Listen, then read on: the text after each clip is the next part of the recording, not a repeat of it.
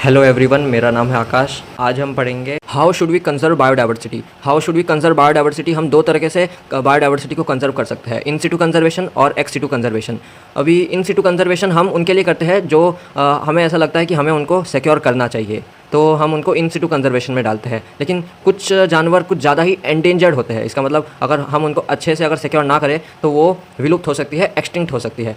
तो हम ऐसे जानवरों को एक्स सिटू कंजर्वेशन में डालते हैं। एक्स सिटू कंजर्वेशन में हम कुछ पर्टिकुलर एंडेंजर्ड स्पीशीज़ को ही सिक्योर करते हैं, जबकि इन सिटू कंजर्वेशन में हम पूरे फॉरेस्ट को सिक्योर करते हैं। पहले हम इन सिटू कंजर्वेशन पढ़ेंगे। इन सिटू कंजर्वेशन में बायोस्फीयर रिजर्व होता है, नेशनल पार्क होता है, वाइल्ड लाइफ सेंचुरी होती है, सेक्रेड ग्रूव्स होता है और हॉटस्पॉट्स होता है।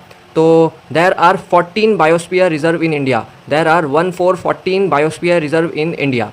There are 90 national parks in India. There are 448 wildlife sanctuary in India. So there are 448 wildlife sanctuary in India, but there is written 450 in summary. There is written 450 in summary, but in the chapter there is written 448. Sacred groves.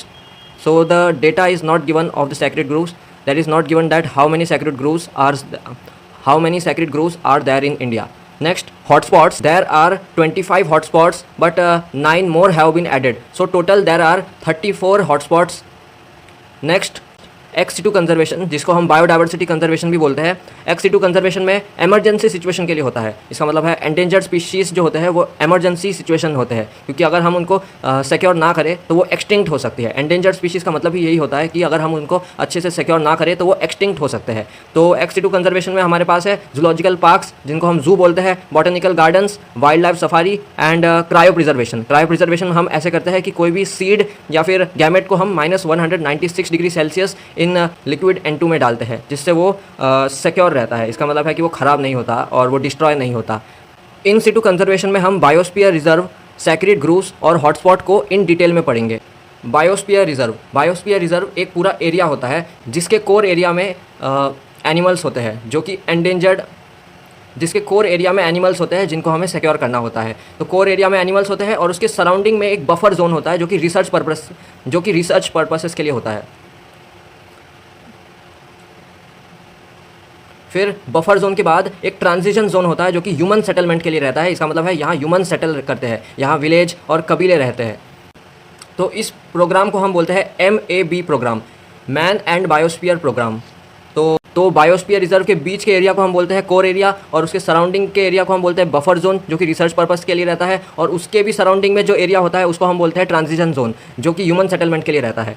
Next जो हम discuss करेंगे वो है sacred grooves. ये भी इन Situ conservation का है। तो सैक्रेड ग्रूव्स इंडिया में कितने हैं, उसका आंसर है Khasi and Jaintia hills of the Meghalaya.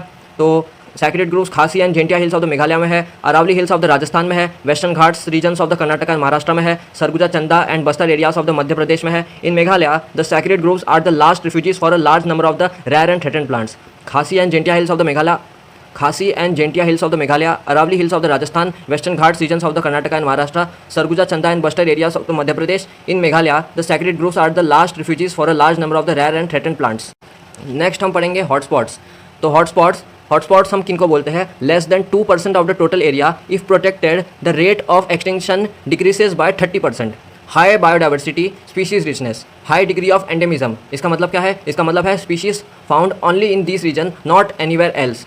अगर स्पीशीज़ वो नहीं रखेंगे तो एक्सलरेटेड लॉस ऑफ स्पीशीज़। इसका मतलब है कि अगर हमने यहाँ वो स्पीशीज़ को नहीं रखा तो स्पीशीज़ का एक्सटिंक्शन रेट बढ़ जाएगा, लॉस ऑफ स्पीशीज़ का रेट बढ़ जाएगा। तो हॉटस्पॉट्स इनिशियली 25 थे और 9 ऐड हुए, तो अभी टोटल 34 हॉटस्पॉट्स है टोटल इन द वर्ल्ड। तो 3 हॉटस्पॉट्स है इंडिया में 3 हॉटस्पॉट्स है। There are 3 hotspots in India. तो Himalayas, Indo Burman, western ghat and Sri Lanka. It is given in NCERT।